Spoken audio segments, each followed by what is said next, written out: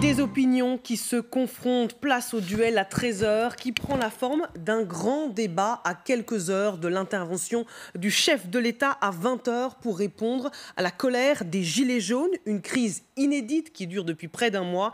Et c'est le quinquennat du président qui se joue ce soir. Comment et peut-il encore reprendre la main? On en débat avec Jean-Lin Lacapelle, bonjour. Bonjour. Délégué national du Rassemblement national. Sarah Legrain, bonjour. Bonjour. Secrétaire national du Parti de gauche, membre de la France insoumise. José Espinosa, bonjour. Bonjour. Vous êtes militant Gilets jaunes de Montreuil. Merci à tous d'être avec nous.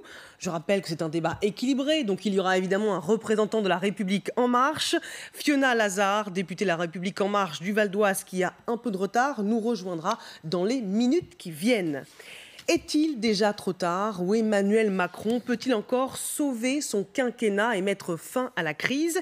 Écoutez ce que disait Laurent Berger, invité de la matinale d'LCI, secrétaire général de la CFDT. Cette aspiration des Gilets jaunes, il est à double niveau. Une aspiration en termes de solutions concrètes et une aspiration à davantage être écouté et à prendre la place qui nous revient. Il va falloir entendre tout cela. C'est vrai qu'il y a un risque. C'est vrai que c'est totalement un changement de modèle, un changement de vision de la part du président de la République. Il n'est pas trop tard pour faire. Il y a une situation très grave qui est à l'œuvre aujourd'hui, très très grave, et donc il va falloir frapper très fort en termes de réponse. Il va falloir aussi beaucoup d'empathie parce qu'on entend aussi beaucoup de critiques sur la personnalité lui-même du président de la République. Il va falloir qu'il corrige ça. Il n'est pas trop tard, nous dit Laurent Berger. José Espinosa, est-ce que vous faites partie de ceux, chez les Gilets jaunes, qui ont encore un peu d'espoir, qui attendent encore quelque chose de la part du président ce soir? Bien évidemment. On a tous l'espoir que le président va répondre à nos aspirations. Mais ce que je viens d'entendre de votre part me laisse supposer que le président va délier sa langue ce soir, mais il reste encore aveugle et sourd aux revendications. J'ai bien peur que ça se termine mal tout ça. Et il faut que le président prenne vraiment la mesure de ce qui est en train de se passer dans le pays. Les gens en ont ras-le-bol et ils veulent des satisfactions à leurs revendications et notamment 200 € pour le SMIC et les minima sociaux. Ils veulent le blocage des prix à la pompe et ils veulent d'autres mesures du type le rétablissement de l'impôt sur la fortune pour pouvoir financer cela. On va y revenir. Mais pour l'instant, c'est exclu par le président de la République. Et puis, 3 autres mesures simples. Il faut que les prêts soient à taux zéro pour la consommation populaire. C'est ce qui est en train de mettre les gens dans la pagaille. Et donc, il faut faire cet effort-là. De la même manière, pour les petites entreprises qui sont étranglées par les banques, il faut leur mettre des prêts à taux zéro. Et ensuite, il faut mettre du prêt à taux zéro pour tout ce qui concerne le logement, l'amélioration, la construction, la rénovation. Voilà. S'il répond à des choses de ce type-là, effectivement, la crise pourrait être dénouée. Jean-Lin Lacapelle. Écoutez, j'ai bien écouté ce monsieur, en effet, formuler ses revendications. J'ai bien peur qu'il soit malheureusement déçu ce soir. On a retrouvé, a priori, M. Macron, puisqu'il va enfin s'exprimer ce soir, tout de même après s'être muré dans le silence pendant 3 semaines, de manière assez scandaleuse quand même, quand on est chef d'État et quand on vit une crise sociale et politique comme celle-là, ne pas avoir dit un mot, ne pas s'être adressé au peuple français une seule fois, je trouve ça vraiment absolument scandaleux. Maintenant, nous allons l'écouter bien évidemment ce soir. Moi, je crains bien évidemment que nous soyons très déçus quand je commence à entendre d'ailleurs les ministres qui l'envoient au casse-pipe, Monsieur le maire qui commence à dramatiser la situation en disant que la croissance va perdre 0,1%. Quand j'entends 2 milliards d'euros au dernier trimestre. Oui, mais enfin, est-ce que c'est la politique de M. Macron qui va provoquer ce résultat-là ou est-ce que c'est la politique des Gilets jaunes? Je trouve ça un petit peu facile de dire ça. Il fallait que M. Macron, il y a 4 semaines, se réveille aussi s'il avait envie tout simplement qu'il n'y ait pas des conséquences. Mais il a fallu que ce mouvement dégénère finalement pour que Macron décide enfin d'écouter les Français, dit-il, d'écouter les Français, parce qu'il a déjà dit il y a 3 semaines, je vous ai compris, je vous ai écouté, mais je ne changerai pas de cap. Donc moi ce soir, j'attends impatiemment le fond et la forme de son discours. J'ai bien peur qu'on ait beaucoup de pédagogie, beaucoup de mea culpa, qu'on n'ait pas de réponse très concrète. Et Mme Pénicaud, enfin, ancienne DRH de Danone, qui d'ailleurs a déjà avoué que le SMIC ne bougerait pas. Donc déjà une première revendication qui ne sera pas écoutée. Moi je suis très très très inquiet que ce mouvement bien sûr ne soit pas écouté, très inquiet que le peuple français ne soit pas écouté et que M. Macron nous fasse encore un effet de communication ce soir. Bon, réponse ce soir. Fiona Lazard, bonjour. Vous nous avez rejoint, député La République En Marche du Val d'Oise. On efface tout et on recommence. Ce sera ça ce soir, à 20h. Écoutez, je ne crois pas. Ce que j'ai envie de vous dire, et ce que je crois profondément, c'est qu'on l'a vu ces 3 dernières semaines, les Français, ce qu'ils veulent, ce sont des solutions, ce n'est pas la révolution. Donc oui, le discours d'Emmanuel Macron, il est très attendu. Je pense que les attentes, les souffrances, elles sont là, elles ont été entendues, elles ont été comprises. Maintenant, il y a des attentes sur ce que va annoncer le président de la République. Moi, je crois beaucoup aussi à la concertation qui va être lancée à partir de samedi et sur laquelle on va pouvoir écouter davantage les Français, les associer davantage aux propositions que nous allons mettre en place pour notre pays. Fiona Lazard, je voudrais vous faire écouter ce qu'a dit Bruno Le Maire. Ce matin, il était interrogé sur RTL, le ministre de l'économie. Et vous allez me dire si vous avez compris ce qu'il a déclaré. On l'écoute. Les mots qui devront sortir de la bouche du président de la République sont d'abord des mots qui restaurent cette unité nationale et qui ouvrent une perspective pour notre pays. Et je pense que la priorité absolue, c'est cette perspective de long terme et ce récit national que nous devons retrouver. Que pouvons-nous faire ensemble? Où allons-nous ensemble? Que voulons-nous faire ensemble? Et ensuite, bien sûr, des mesures, mais des mesures qui s'inscrivent dans la cohérence de ce sur quoi le président de la République a été élu. Là, il y a des grandes phrases sur ce qu'on peut faire ensemble, des mesures qui s'inscrivent dans ce qui a été décidé pour le quinquennat. Rassurez-nous, le président sera un peu plus concret ce soir. Alors moi, je ne vois pas des grands blablas dans ce que vient de dire Bruno Le Maire. Au contraire, je crois qu'il y a un terme qui est essentiel dans ce qu'il dit, c'est l'unité nationale. Parce que je crois que trop souvent, et d'ailleurs les extrêmes s'en servent beaucoup, on oppose les Français, on oppose les villes aux campagnes, on oppose les pauvres aux riches, on oppose les uns aux autres. Il faut qu'on arrive à restaurer cette unité nationale dans notre pays. Il faut qu'on redonne confiance et qu'on arrive à réécrire ensemble une histoire commune. Sarah Legrain. Excusez-moi, mais là, je vous entends encore et j'entends Monsieur le maire commencer à donner des leçons d'explication, de compréhension, de concertation et pas donner des réponses à ce qui est dit depuis des semaines.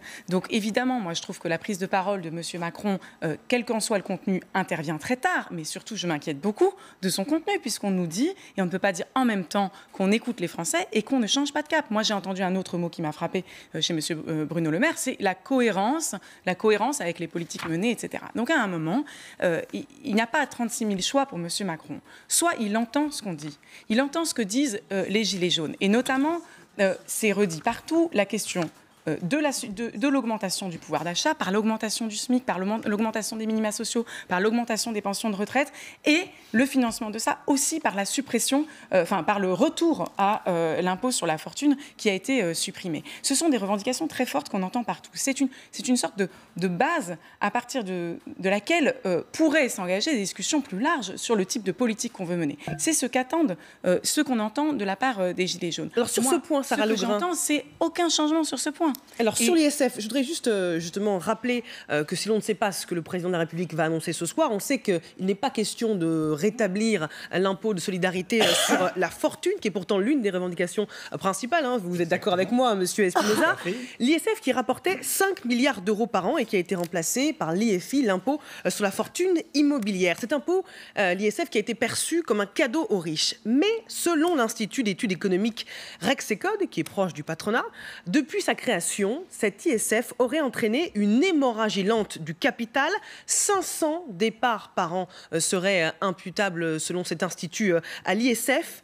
Et 45 milliards d'euros de pouvoir d'achat distribuables aux Français entre 82 et 2017 sont perdus à cause de l'ISF. Fiona Lazard, est-ce que ces chiffres vont dans votre sens? C'est pour cette raison que le président de la République ne restaure pas l'ISF? Oui, je crois que ce que nous avons souhaité faire en transformant l'ISF en impôt sur la fortune immobilière, c'est bien favoriser l'investissement dans l'économie de notre pays. Et on le voit depuis 18 mois, les choses vont dans le bon sens. Il y a davantage d'investissements dans nos entreprises et ça c'est réel. Par contre, ce que je souhaite dire quand même, c'est que comme toutes les lois que nous adoptons, elles doivent être évaluées et ensuite contrôlées. Et ça, c'est le rôle du Parlement. Donc, nous avons inscrit dans la loi, lorsque nous avons adopté cette transformation de l'impôt sur la fortune, qu'il serait évalué. Nous allons, en tant que parlementaires, l'évaluer en temps voulu.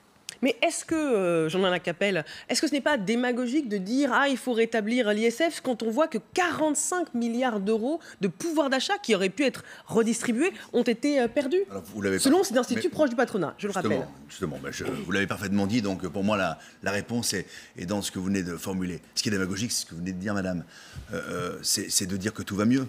C'est de dire que cette suppression de l'ISF partielle a permis de développer l'économie. Mais vous avez vu le mouvement qu'il y a dans la rue? Vous avez vu depuis 4 semaines ce qu'il se passe? Ces millions de gens, 75% ou 80% des Français soutiennent ce mouvement. Vous avez vu ces gens qui n'en peuvent plus?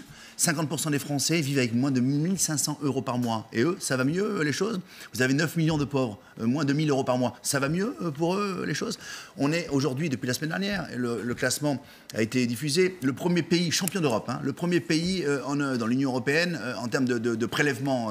Même champion du monde maintenant, champion du monde en termes de prélèvement obligatoire. 48,3% du PIB. Et ça va beaucoup mieux. Du monde et dans votre budget, et dans votre budget 2019, madame, 40% des baisses fiscales, des cadeaux fiscaux sont attribués pas aux très riches d'ailleurs, aux très très riches.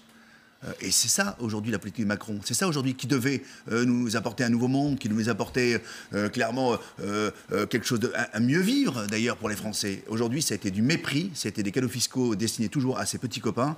Et ça a été cela depuis le début de son mandat. Il nous a proposé un nouveau monde. Finalement, c'est le prolongement de ces 30 années qui nous ont mis à genoux. Les Français n'en peuvent plus. Et moi, ce soir, je suis très inquiet par ce qui va être bien avant annoncé par Emmanuel Macron, qui, je crois, ne va rien annoncer parce qu'il a toujours rien compris. Alors, on laisse répondre Fiona. Oui, non, je crois qu'il faut faire attention à ce qu'on dit. Effectivement, il y a une véritable souffrance dans notre pays. On l'a vu ces 3 dernières semaines. Il y a un ras-le-bol qui est là, qui est clair, qui a été entendu. Ce que nous souhaitons, c'est que...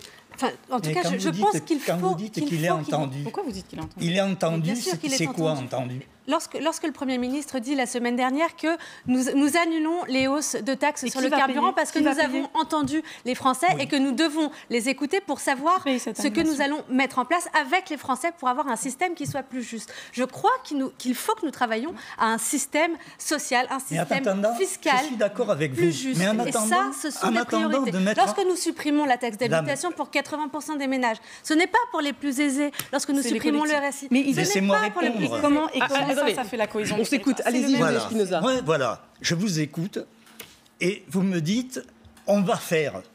Mais ça fait des mois qu'on nous dit on va faire. La suppression de la taxe d'habitation, c'est fait. Les cotisations salariales, c'est fait. Ce n'est pas fait. C'est encore fait, l'habitation. Non, ce n'est pas le bon logiciel. Non, mais vous me laissez. Moi, je vous ai écouté. Donc, vous écoutez. En 18 mois, qu'est-ce que vous avez fait? Moi, je vais vous le dire, ce que vous avez fait. La première mesure, et vous n'avez pas perdu de temps. Vous avez supprimé l'impôt sur les grandes fortunes, immédiatement. Et ensuite, il y a eu tout un tas de mesures. Alors, je vais vous les décrire, parce que je pense que vous ne les saisissez pas bien. Vous avez fait la loi travail. Vous avez cassé tout le code du travail, tout ce qui est allé dans l'intérêt des gens et des travailleurs. Vous avez pris des mesures toutes antisociales. Toutes. C'est-à-dire, mais c'est pour ça qu'il y a le ras-le-bol. Pourquoi vous pensez que le ras-le-bol est venu comme ça, par hasard? Non, mais non. Le ras-le-bol, il ne date pas d'aujourd'hui, il ne date pas d'hier. Écoutez-moi, ça fait 30 ans que les Français n'en peuvent plus. Je vous ai écouté. On ne prolonge pas, bien sûr, madame, je vous ai écouté. Écoutez-moi. Voilà, c'est pas, on ne va pas se fâcher, on discute. Donc, un débat courtois. Voilà. Donc, on est depuis 18 mois, toutes les mesures, les unes après les autres, nous tombent dessus et nous prennent dans nos poches pour le donner à d'autres. C'est ça que nous voulons récupérer.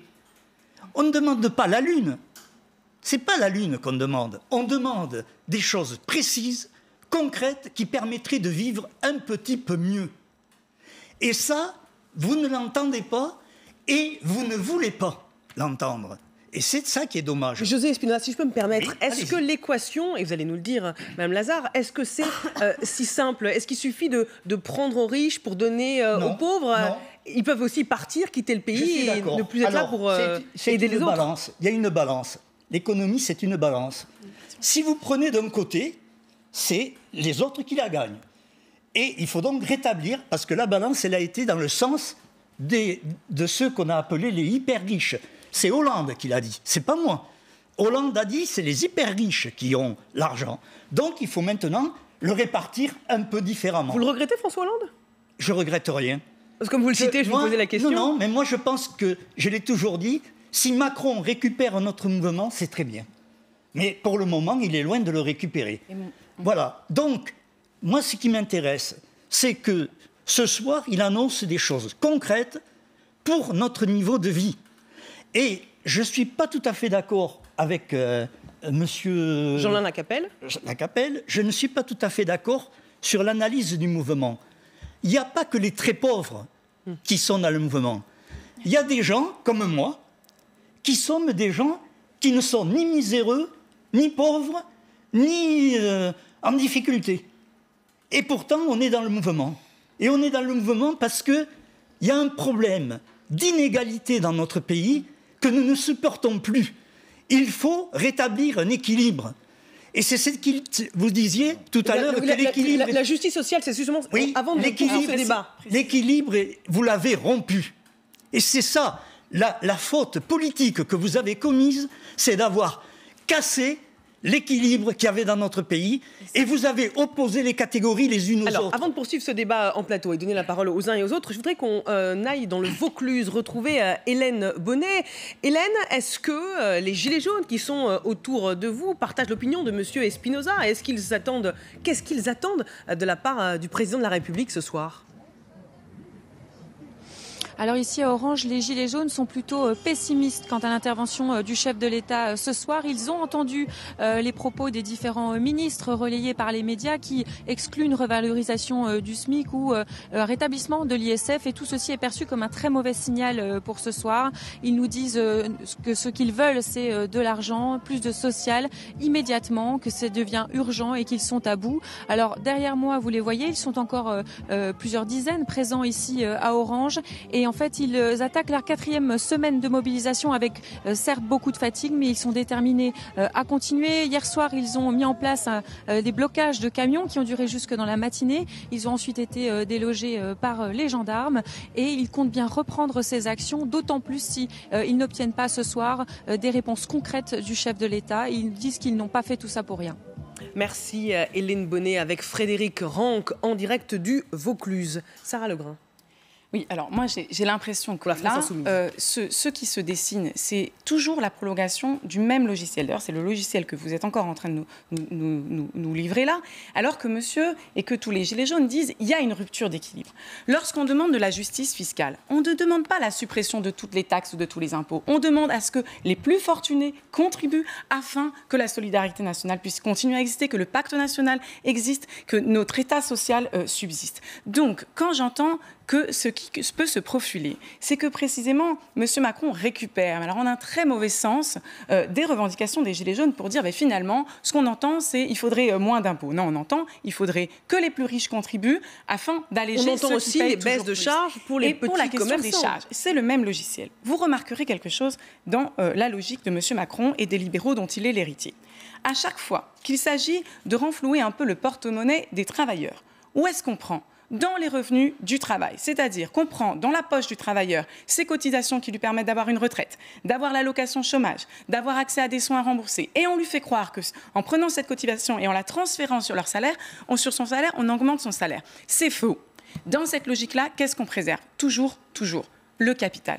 On préserve les actionnaires qui n'ont cessé de s'enrichir en France. Je vous entends dire que les gens partiront. C'est pas vrai. Les bénéfices ont explosé. Nous sommes championnes. La France est championne du monde des bénéfices des actionnaires. La France voit ses milliardaires toujours plus s'enrichir. Et les politiques de M. Macron, c'est toujours de faire des cadeaux aux plus riches, aux grandes entreprises à travers le CICE, d'empêcher la taxation du capital et des actionnaires. En réalité, c'est toujours la même logique. C'est toujours les travailleurs qui payent pour ceux qui s'enrichissent, les plus hauts salaires et les actionnaires. Ce que je crains, c'est que M. Macron nous donne exactement le même logiciel en faisant mine d'avoir entendu de la part des Gilets jaunes que les Gilets jaunes ne voulaient plus de sécurité sociale puisqu'ils ne veulent plus payer de cotisations sociales ou ne voudraient plus d'impôts alors qu'ils demandent que les riches contribuent plus et qu'ils demandent que soient maintenus les services publics, la retraite, le remboursement des soins, etc. Fiona Lazare, avant de vous entendre, je voudrais vous faire écouter ce qu'a déclaré à l'instant Alain Juppé, le maire de Bordeaux, au micro de Noé Gandillot et Gabriel Moret, sur ce qu'on attend de la part d'Emmanuel Macron et sur l'enjeu très important ce soir. Il faut qu'il trouve simplement des mots simples compréhensible par tout le monde, pour montrer que voilà, il est là pour rassembler, pour écouter, pour panser les plaies. Et puis il faut qu'il annonce des mesures concrètes sur la taxation des carburants. C'est fait puisqu'elle a été abandonnée. En revanche, en matière de pouvoir d'achat, il y a des choses à faire et c'est à lui de prendre l'initiative dans ce domaine. Le plus difficile, c'est la gouvernance et la démocratie. La démocratie représentative est un bien précieux. Il faut la défendre. Il faut trouver le moyen de rétablir le dialogue et de donner davantage la parole aux citoyens. J'ai l'impression que l'intervention de ce soir, elle est absolument capitale. Oui, elle est décisive, oui. C'est quitte ou double. Fiona Lazare, c'est quitte ou double ce soir pour le président de la République? Je pense que les termes quitte ou double sont forts. En revanche, dans ce qu'il a dit sur la nécessité d'avoir un discours qui rassemble, un discours qui rassure, un discours qui va permettre d'aller vers davantage de pouvoir d'achat, je crois que là-dessus, nous partageons ce constat et que cela répondrait aux attentes des Gilets jaunes. Et puis, un point qu'il évoque et qui est capital pour moi, c'est la notion de démocratie. Comment faisons-nous vivre davantage le débat démocratique dans notre pays? Comment donnons-nous davantage la parole aux Français, aux citoyens dans le débat politique, dans le débat public? Voilà, je pense que ce sont des enjeux qui sont essentiels. On a une réforme de la Constitution. Donc ça veut dire qu'il y aura des mesures qui pourraient être annoncées sur la démocratie ce soir? Alors, je ne sais pas s'il y aura des mesures sur la démocratie annoncées ce soir. Mais déjà, lorsqu'on voit qu'il va y avoir cette concertation pendant 3 mois, c'est déjà un signe fort de remise dans le débat. Vous savez que Emmanuel Macron a été élu après une campagne qui a duré une douzaine de mois, où il a fait des tas de promesses sur notamment la représentation démocratique. Que vous êtes au gouvernement depuis 18 mois, d'accord? Ça fait déjà une longue période sur laquelle vous auriez pu déjà prendre des décisions. Il y a 3 choses sur lesquelles, bien sûr, les Français vont l'attendre. Le pouvoir d'achat, on en a parlé, on pourra parler des solutions, parce que c'est une question de choix politique. Il ne s'agit pas d'augmenter et de développer la dette publique, il s'agit de faire des bons choix. Il y a plein de choix à faire, il y a plein... Gouverner, c'est prévoir. Il y en a un certain nombre qui ont déjà été faits. Écoutez, non, pour l'instant, ça n'améliore pas le pouvoir d'achat de demain des Français. Vous êtes simplement en train de reporter des hausses, d'accord? Donc le moratoire de 3 mois, il est passé à 6 mois, puis il passe à 12 mois. La taxe d'habitation, c'est fait. La taxe d'habitation, c'est fait. Les taxes sur le carburant, madame, dont on parlait, c'est ça l'annonce qu'a fait M. Macron l'autre jour avec son gouvernement. Elle n'est que reportée de 12 mois. Donc finalement, elle est annulée. Elle est annulée, c'est ce qui a été annoncé. Oui, elle est annulée sur l'année 2019, d'accord? Elle n'est pas annulée sur les années... Elle est annulée. Les budgets se font d'une année sur l'autre. Elle est annulée. Ce sont les collectivités territoriales. Il y a un point sur le pouvoir d'achat.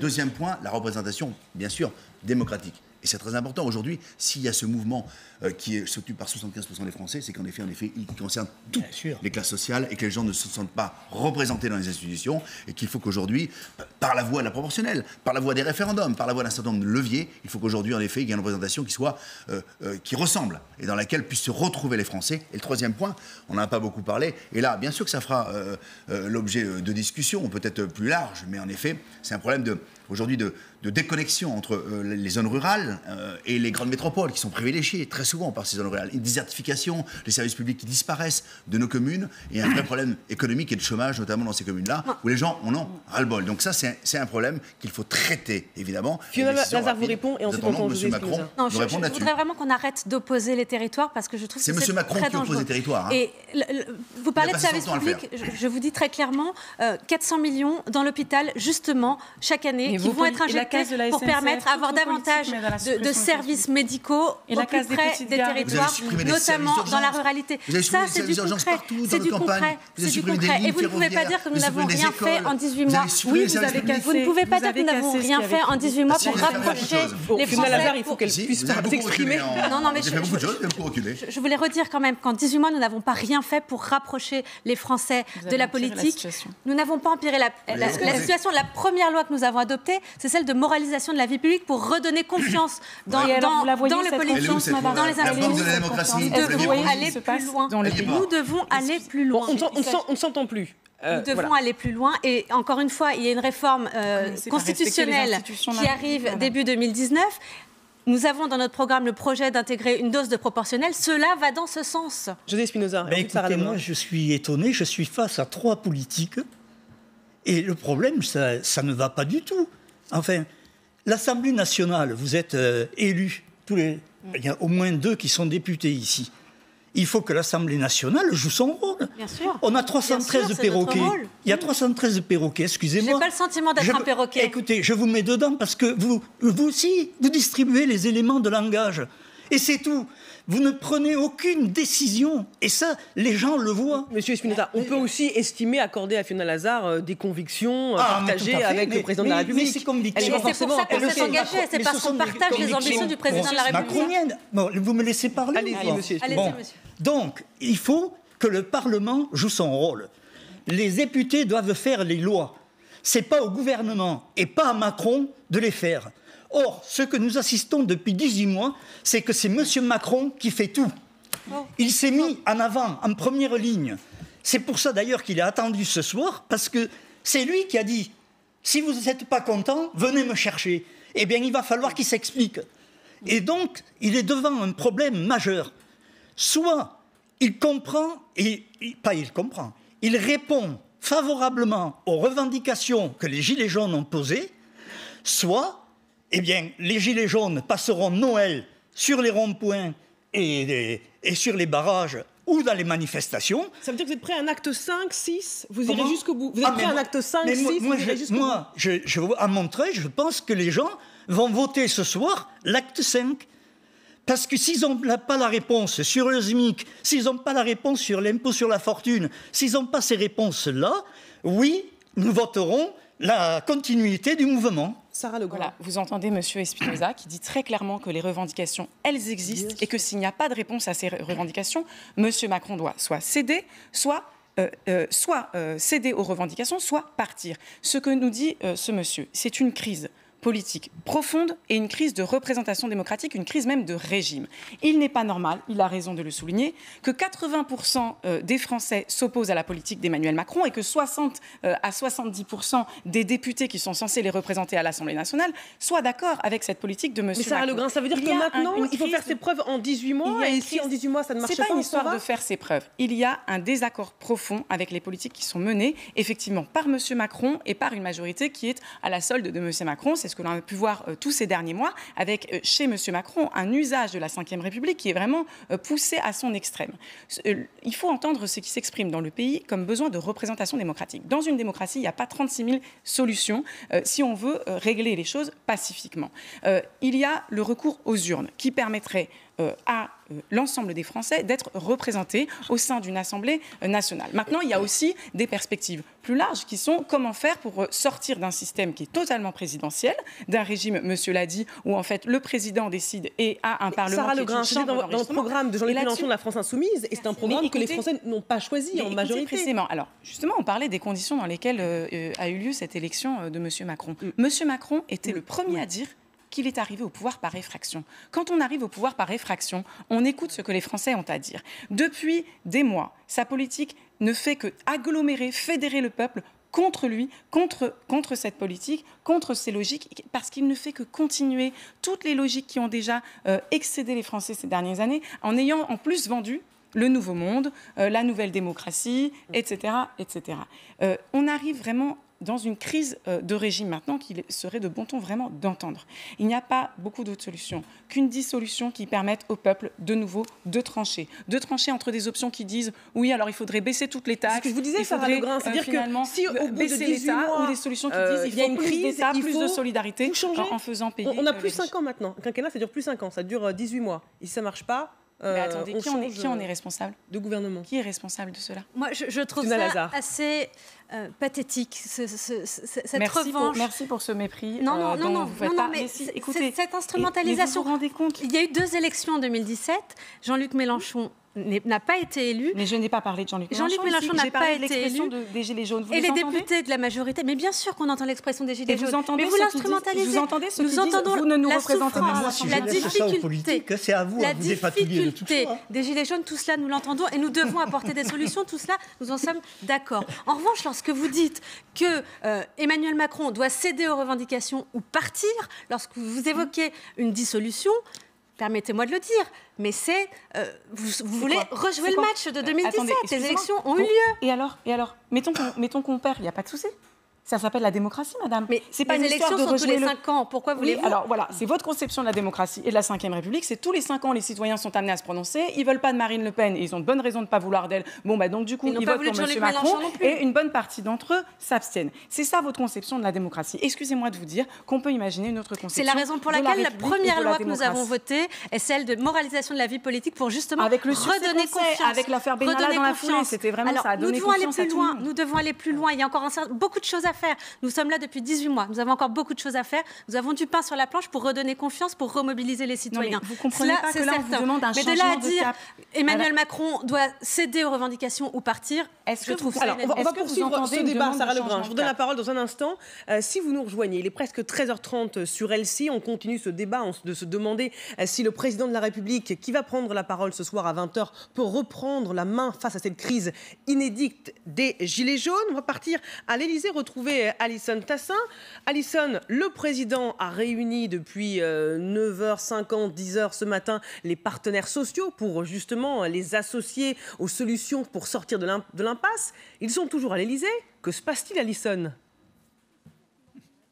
Oui, effectivement, cela fait plus de 3h30 que cette réunion dure. C'est dire si la parole de ces corps intermédiaires, de ces forces vives avait manqué, et c'est dire aussi ce qu'ils avaient à dire au président de la République. Il y a quand même 38 personnes autour de la table, dont 12 ministres. Une réunion donc qui a pour but la concertation avant la prise de parole du chef de l'État. C'est une sorte de nouveau contrat social que le chef de l'État veut passer ce soir. À l'issue de cette réunion, il a rendez-vous avec son Premier ministre pour un déjeuner habituel du lundi, car Emmanuel Macron doit à la fois travailler sur le fond de ses annonces ce soir, mais aussi sur la forme. Pour un président taxé d'arrogance, évidemment, les mots seront choisis. Un président qui n'a pas pris la parole depuis 9 jours maintenant.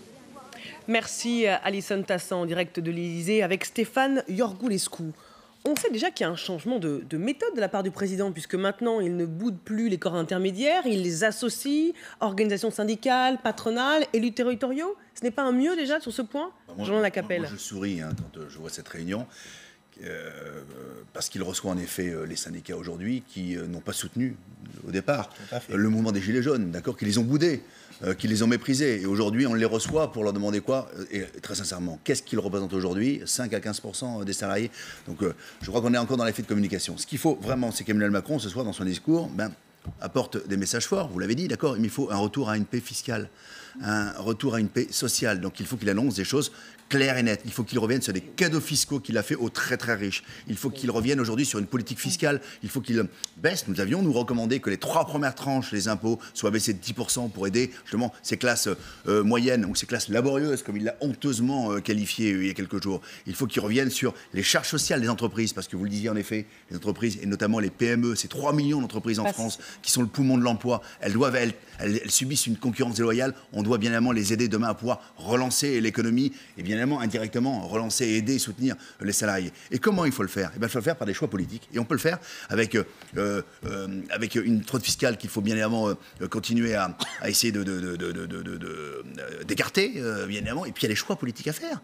La politique d'immigration qu'a choisi M. Macron coûte des milliards. C'est l'AME qui coûte 1 milliard. C'est la politique asile-immigration qui coûte plus de 4 milliards également. Ensuite, l'Union européenne nous coûte 22 milliards par an. Ils ont choisi, dans le budget 2019, vous avez choisi de l'augmenter de 2 milliards supplémentaires. Ce sont des choix à faire. Nous estimons qu'aujourd'hui, nous pourrions mener une politique différente. Il y a des choses qui nous coûtent aujourd'hui très cher. Les Français n'ont plus les moyens d'assumer toute la misère du monde. Et je crois que l'immigration, par exemple, est une poche d'oxygène et d'économie.